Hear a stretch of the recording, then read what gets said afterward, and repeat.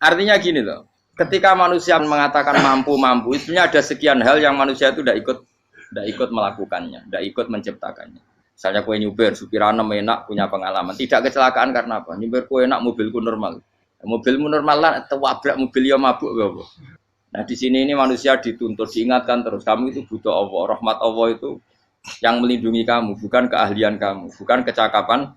Karena tanpa itu semua tidak bisa, semuanya Allah.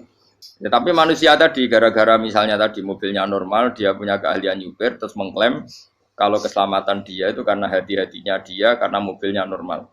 Padahal ada sekian catatan yang menjadikan dia selamat dan semuanya itu kudrahnya Allah Subhanahu wa taala. Misalnya gak ditabrak wong mabuk, gak ono gempa, gak ono bumi merekah. Misalnya kita pinter nyopir lah terus bumi memangap terus kita kecemplung nggak apa. Kemudian daerah-daerah kayak ya rasa tak sebut nomor orang. Kira tahu muka siapa ya, bener mari tak sebut nomor yang ngeri. Intinya Indonesia aman, tapi kita tenang aja satunya aman kabeh, ora sing aman. Ora usah kuwatir likuifaksi, ora usah kuwatir meteor jatuh, kabeh ya potensi napa? Potensi semua. Sehingga ini sedikit saya ijazahkan. Suatu saat kata Rasulullah, saya ya Mu'ad melihat kamu hanya sejengkal di depan para ulama ketika nanti di akhirat. Terus Mu'ad tanya, Rasulullah tanya, kenapa kamu hanya satu jengkal dengan derajatnya para ulama ketika sowan Allah? Jawabnya Mu'ad, kamu punya amal apa? Jawabnya Mu'ad, ya Rasulullah, saya tidak pernah melangkahkan satu kaki, kecuali saya tidak pernah yakin apa bisa melangkahkan kaki yang satunya. Dan saya tidak pernah mengunyah satu makanan, kecuali saya juga tidak pernah yakin apa bisa menelannya.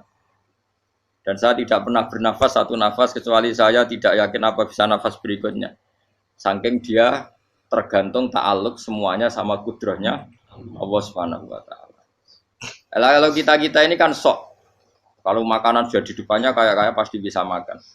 Kalau dia sudah sehat jalan seakan-akan pasti bisa meneruskan. Padahal 0, sekian detik kowe mlaku dihantam mobil ya selesai. Misalnya stroke ya selesai tidak bisa jalan. Sehingga para wali-walinya Allah itu orang yang filah gotin min lahadzati, setiap kedipan dia, setiap perilaku dia itu hanya ta'aluk ambil Allah Subhanahu wa taala. Itu yang disebut ya ayyuhan nasu antumul fuqara'u ila. Nah, kemudian resiko makom ini, ya semua makom tak ada resikonya. Resiko makom ini itu biasanya dia lupa doa. Kenapa lupa doa? Karena doa itu terdefinisikan. Tak wari ilmu hakikat terus rungokno wis ra paham lah tak ulang no. Ya resiko ilmu saya ingatkannya. Ilmu itu kan ada dua. Ada ilmu yang karena didefinisikan. Dan itu akhirnya menjadi masalah. Sebenarnya ilmu itu tidak perlu definisi. Kedua ilmu yang kita rasakan. Misalnya gini, kalau sama saya tanya. Kamu pernah nggak minta jadi punya uang banyak? Nggak tanya. Pernah nggak minta? Terus artinya minta itu apa? Terus kita mendefinisikan. Menengadahkan tangan. Bilang ya Allah saya minta uang banyak, saya minta ingin beli mobil. Itu namanya apa? Tidak jauh saja. Doa kan? Itu kesalahan kita. Kesalahan kita mendefinisikan doa itu misalnya menengadahkan tangan dan memohon dan menyebutkan permohonannya. Permohonannya itu terus disebut doa.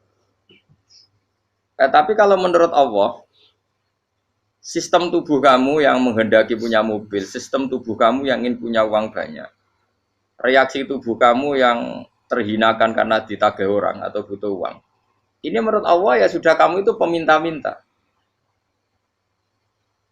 Saya ulang lagi ya. Sehingga menurut Allah kamu minta tidak minta ya tetap berstatus peminta, pengemis. Nah, orang-orang yang sudah wusul, meskipun itu kondisional ya tidak selalu. Itu ya dia pikirannya menengadahkan tangan apa enggak ya sama saja tubuhnya merasa minta sehingga dia tidak perlu mengekspresikan minta. Nah, terus orang yang fikih bilang seperti itu tuh sombong, wong kok gak tahu donga. Sebetulnya keliru vonis orang fikih. Bagaimana mungkin dikatakan sombong? Dia reaksi tubuhnya, elemen tubuhnya sebetulnya meminta. Dia tidak berkategori meminta karena ilmu kadung didefinisikan kalau minta itu yang seperti ini. Itu kan lama. Nanti kalau suatu saat Indonesia yang kuasa itu terlalu NU atau terlalu yang tidak NU, lama-lama ada definisi. Misalnya yang dikatakan tahlilan itu apa? Ya bid'ah, Nabi tidak pernah tahlilan. Sahabat gak pernah nahlilin Nabi, malah nggak ngaji Nabi jadi tahlil. Mana nih tahlilan jalukno sepuro mayit, ngaji Nabi jalukno sepuro. Sehingga dengan tradisi itu tahlil itu masuk definisi bid'ah karena nggak pernah dilakukan sahabat dan para tabi'in. Ya salahnya kamu definisikan. Tapi kalau udah kamu definisikan, diarani tahlil, ya mau la ilaha illallah. Terus mungkinkah satu bacaan la ilaha illallah dilarang? Wong ra oleh maca kalimat tauhid. Jadi misalnya tahlil iku nafadno kalimat tauhid. Mau ketok ya ora ngara iso dilarang tapi nak tahlil iku mitung dinane mayit kaya Buddha. Sangane kriminal. Enak. Ya sudah seperti itu. Makanya banyak orang salah itu karena ilmu kadung didefinisikan. Nah, definisi itu sebenarnya tidak mengikat dalam banyak hal. Ini penting saya utarakan.